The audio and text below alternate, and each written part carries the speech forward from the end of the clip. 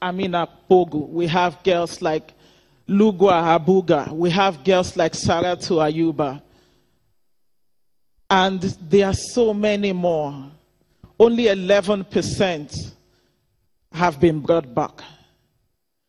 The pains for these parents cannot be explained. Their parents, 19 of them have died so far. Parents are dealing with high blood pressure. Parents are dealing with diseases and ailments that are related to the fact that their daughters are still missing. All of these parents that you would see, relatives, sisters, brothers, still waiting for their daughters. They all want to be like Joy Bakwa, that woman that backed her daughter when she saw her daughter again. They all want to, at some point, at least touch their daughter, hug their daughter, smile with her, and eat with her. This pain that you see cannot be described. 3 years is indeed too long. And we are still demanding, bring back our girls now and alive. Thank you.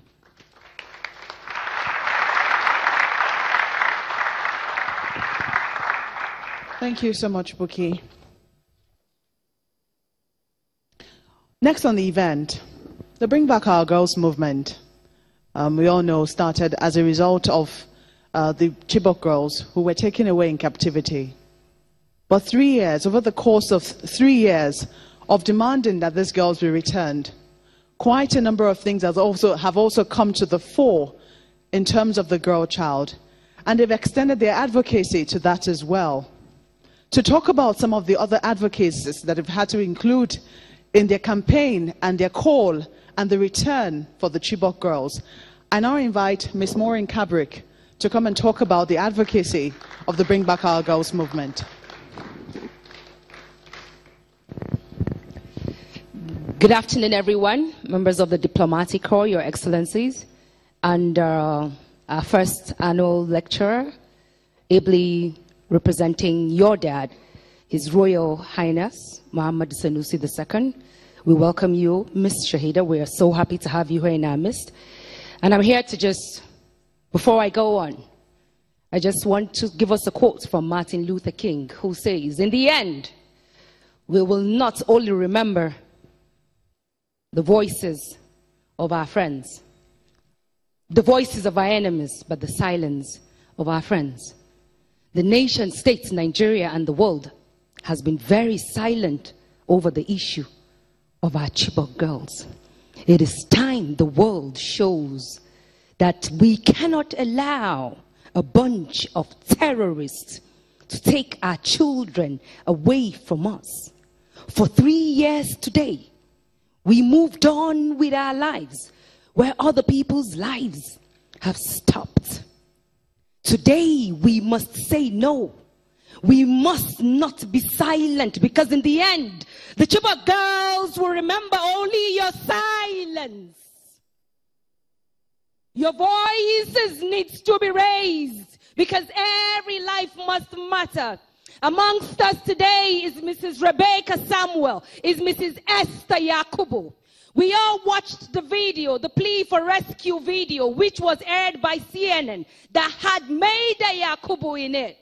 That is her mother sitting over there. She called on the president, President Muhammad Buhari, to come to her rescue. As the father of this nation, we are waiting.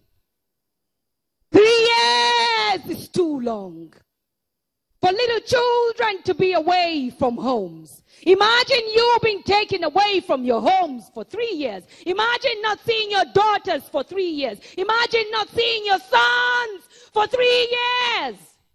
A 3-year-old child that was born 3 years ago is already walking and talking and in school. The lives of our daughters have been cut short. It is time the world rises up to the terrorists and say to them, enough is enough. Every life must matter in Nigeria. If it were the lives of the children of the rich, of the political class, they would have been rescued. They wouldn't have been bring back our girls. I admire your dad, so we have a message for him today.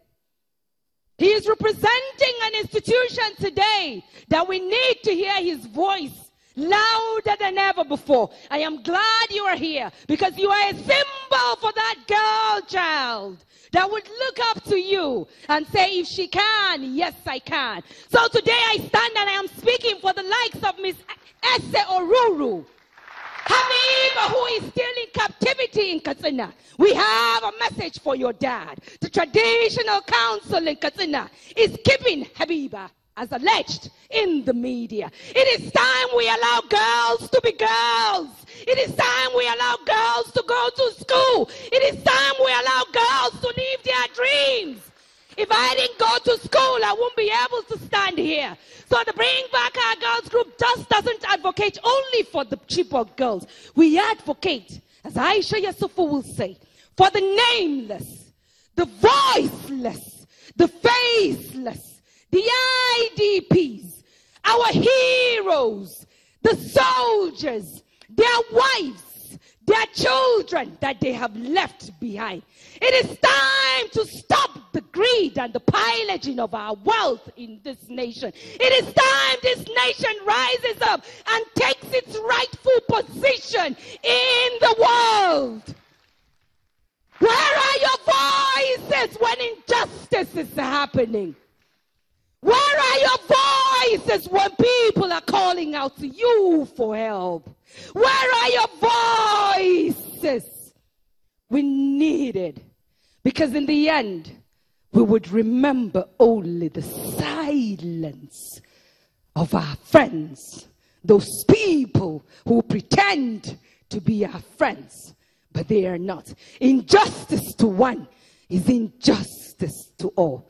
Mr. President, Mr. President, Mr. President, Mr. President, my final message as we are advocating for all these people, I call on President Muhammadu Buhari today to visit the Northeast. It is time to go to Chibok. It is time to go to Borno State. It is time to visit the IDPs. It is time you go and charge our troops. It is time you go there and motivate them. They need you as the CNC, Commander-in-Chief of the Federal Republic of Nigeria, of which I am a proud citizen. I need you to lead from the front as you have promised us in all of your campaign. And on the 29th of May 2015, you said the war will not be set to be over until all of our girls are rescued. 21 have been rescued. 3 have come back. 195 are still waiting. Mrs. Esther Yakobo is waiting for her daughter, Maida, who pleaded with you in that rescue for plea video.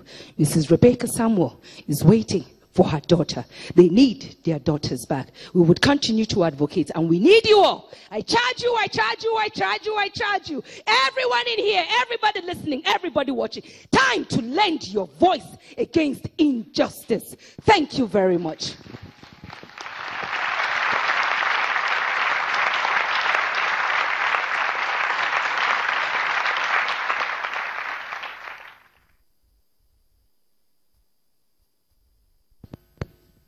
Thank you very much, Maureen. Thank you.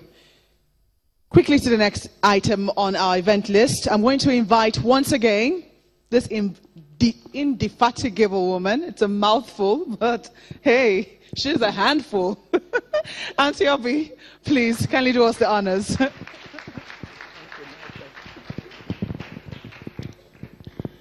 Our chairperson, Professor Grace Alele Williams, thank you very much.